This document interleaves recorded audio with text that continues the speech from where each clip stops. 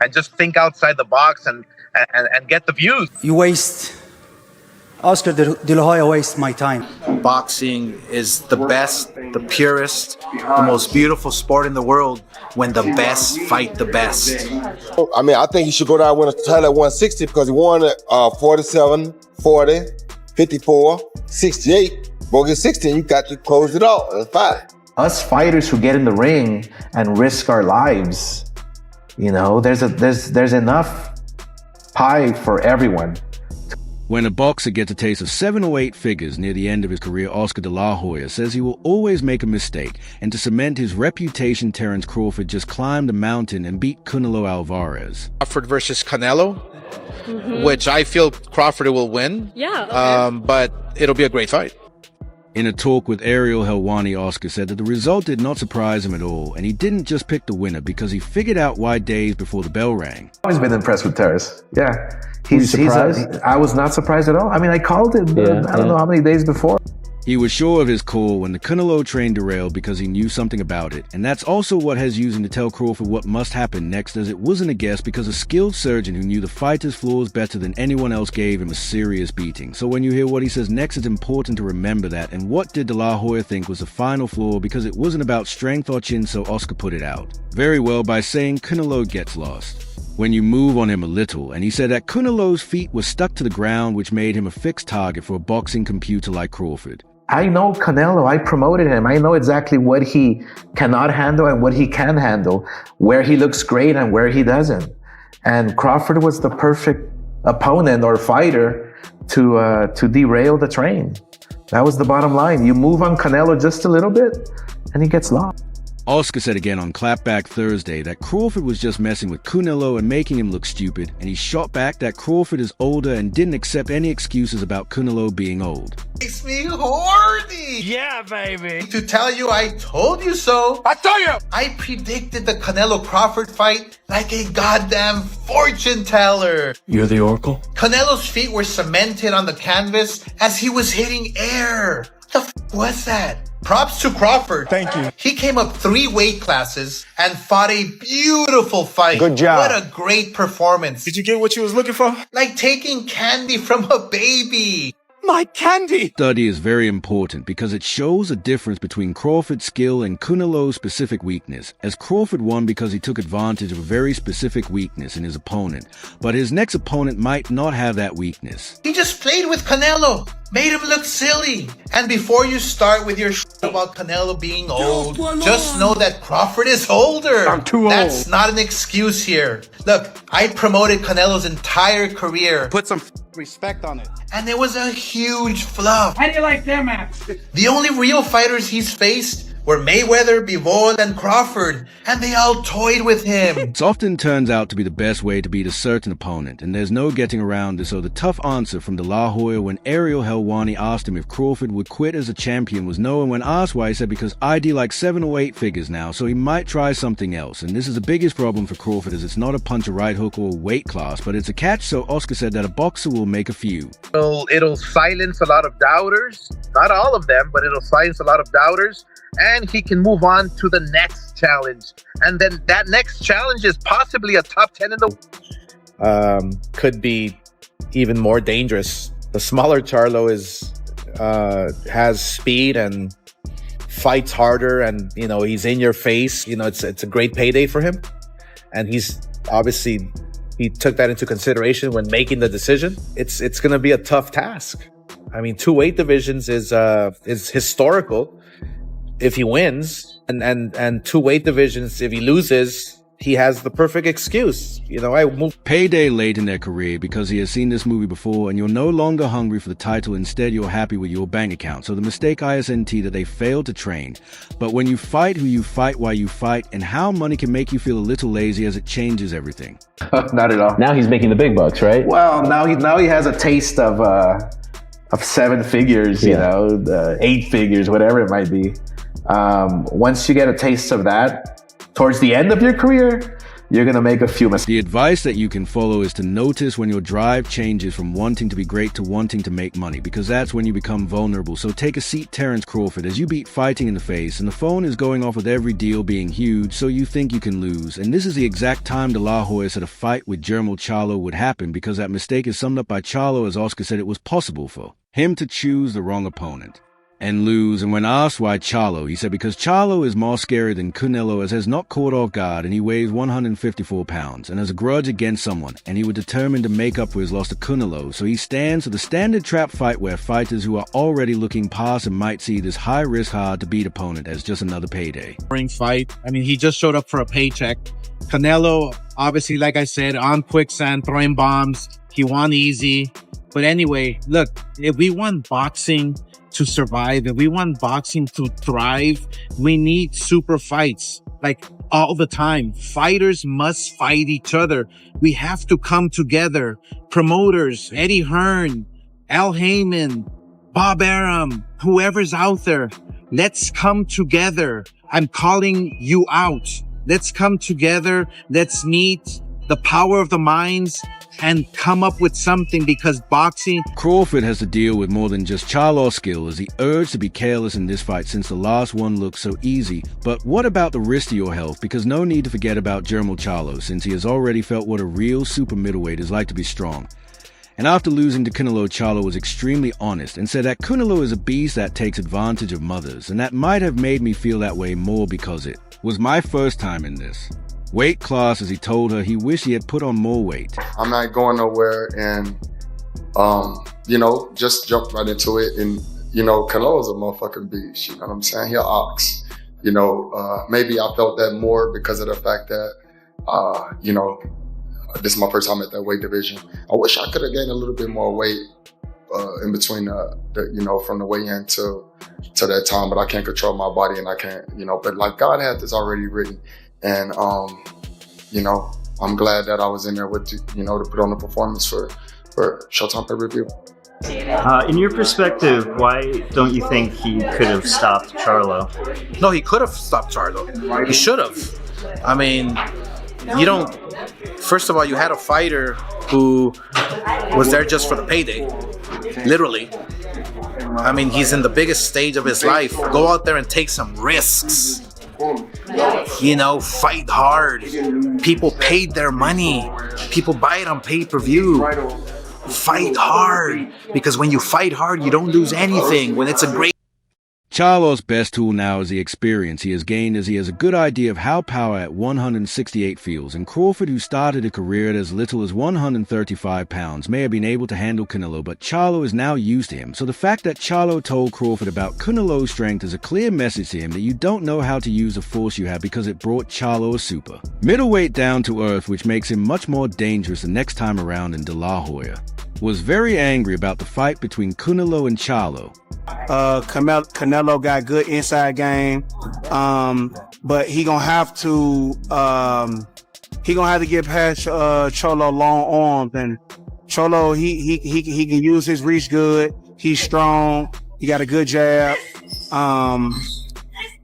It's a toss up with me. That's going. Charlo got that punching power. I'm just gonna say that. I think Charlo's gonna take it. The reason why But this complaint shows exactly why Charlo is so dangerous right now, because the big check is already being cashed, and it's already made him feel bad to give a passive show, so that Charlo won't be the same person who fights Crawford as the one who fought Canelo, as he will want to be forgiven so badly that he has nothing to lose and everything to gain. And Crawford sometimes has terrible dreams about the risk-taking version of Charlo, because Crawford was very smart when he fought Canelo, since he took advantage of an opponent who were predictable and caught off guard. But Charlo, who is fighting for his career and is desperate and unexpected, is a whole different animal. I think it's a great fight. I just think that the press conferences were freaking lame. Why? Just because it was all staged. I mean, come on, guys. Look, if you want to see Canelo pissed off, take a look at my press conference. Right now. with Munguia and Canelo. That's Canelo pissed off. My time with this question. Yeah, we saw Oscar De La Hoya trying to say that the fight was going to take place maybe in the daytime. Yeah, this is what I want from you, to say his name. I decide with Dana White to have a breakfast in MGM at 10 a.m. inshallah.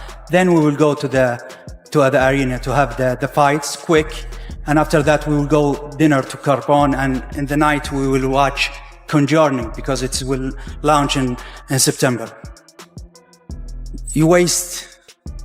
Oscar De La Hoya waste my time with this question.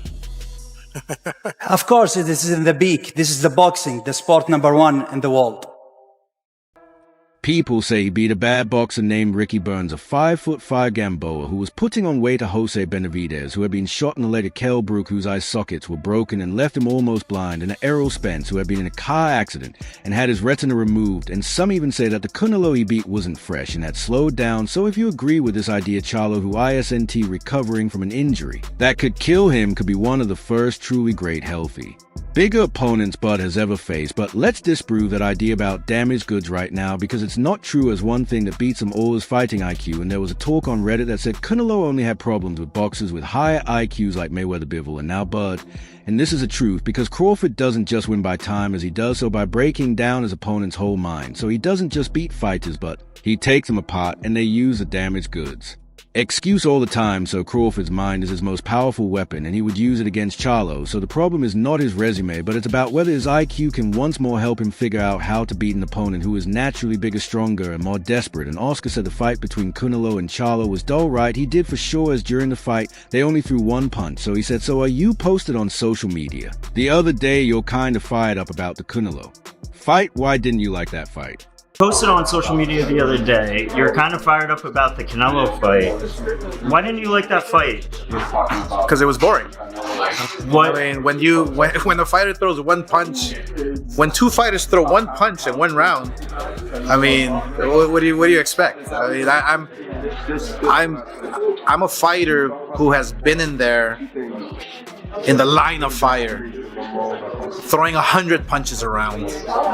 Like, the fans want to be entertained. So that was my critique, is coming from a fighter, Because the power of the stage and the weight scared him, he wouldn't be afraid to fight Crawford because he sees Crawford as a smaller fighter like him. So the dull show was an exception, not the norm, as Charlo has a different style that he didn't even try to use against Canelo, because De La Hoya himself said instead of the shell-shock fight out for money, Crawford would be fighting the real German Charlo, the undisputed champion.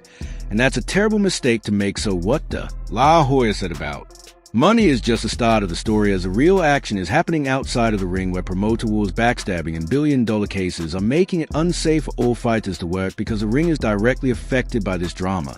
And am I just the fact that a new entity is coming into boxing? The fact that a new entity is coming into boxing and already wants to change a bill that has been in place for decades that protects fighters, to me, is shady. That's the bottom line. Think about it. It's shady. The first thing you want to do is change the law, change the rule, the Muhammad Ali Act, which protects the fighters. I instantly think about what they did with the UFC. I instantly think about the UFC signing hundreds, if not thousands of fighters, and they don't even see the light of day. There's total transparency with the bill. You're obligated as a promoter to disclose, everything that might be in the pot. The fighters call it the pot. And you're obligated to disclose, the financial status of your event, of the fighter's event. If you're a main event fighter, a championship fighter, you have every right to look at the books. And with this amendment, De La Hoya himself set the tone when he said that the undercard fight between Canelo and Crawford was a waste of money for Turkey, and that the matchmakers should be fired. Proud that boxing was on Netflix, just being a purist of the sport. You feel proud. I was not happy with the matchups. I mean, what I saw the week of the Canelo fight, they tried doing some contender boxing stuff. You're having precious contenders, right? Who I know can become world champions 3, 4, 5 years down the road. They're getting eliminated and beat. and you're never going to hear from them again. That's not fair to the fighter. Now, if that's fair business to them, more power to them. Let them build whatever league they're trying to build. It's okay. Boxing here is safe with me and Eddie Hearn and Frank Warren, the serious guys in the sport. The guys who respect the history and the honor that comes with it. You have a global platform. Netflix, Canelo Alvarez versus Terence Crawford. Every fight that a new audience is going to watch should have been a known name, should have been champion versus champion. The matchup should have been better. I thought it was a slow night. Completely a slow night. It was still great for boxing because it's out there and people are watching all over the world, but it left a little bad taste in my mouth as bad blood and fights between promoters make for bad undercards, which slows down the sport. And De La Hoya also said he was sad that Showtime was leaving boxing, saying it would be bad for the sport, but give people new chances. So you met with Bob Arum yesterday. Now, is there anything you could share about that meeting and what you guys are going at during the press conference? Is there anything you could share about that meeting, what you guys have going during the press conference? Yeah, there's really no details I can mention, but let's just say that some really big fights are going to happen very soon.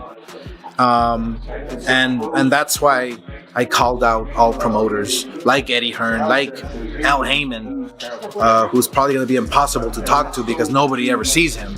But we want to bring promoters together to work together and just create and the biggest fights possible for the fans. That's all I want to do, and that's what boxing deserves. With TKO coming in, Showtime going, and promoters suing each other, there is no one in charge. I just think that without that rule there, without that clause there, or wiping out the Muhammad Ali Act, the fighter is vulnerable. The fans are not gonna watch real boxing, and real boxing is the best talent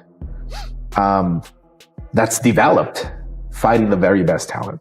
They're never gonna see that because they're gonna eliminate each other in their first fight, second fight, and guess what? If you don't win the second fight, you're gonna be shelved, just like the UFC. For a boxer like Crawford, this means that his 8-figure paychecks are now in danger, and he might have to take a bad fight like Charlo just to get paid instead of waiting for the right one. So the chaos at work becomes an obstacle to your job, and no one knows his next move. And what would you, Lee? Your job. No one knows his next move. Right. And what would you like his next move to be? I think he should go down and win a title at 160 because he won at 47, 40, 54, 68. Go get 60 and you got to close it off. That's fine. Yeah. Would you like to see a rematch with Canelo? Not really. Okay. What about Canelo, I guess? What would you like to see the future I for don't him? know. Canelo can do anything he wants to. He's done so much already. There's really not much left for him to do. So it's really, I think Canelo probably could either take. I know he's 168. Yeah, there's a lot of possibilities. Because that would be the next massive fight. Well, yeah, absolutely. Right? I mean, imagine that.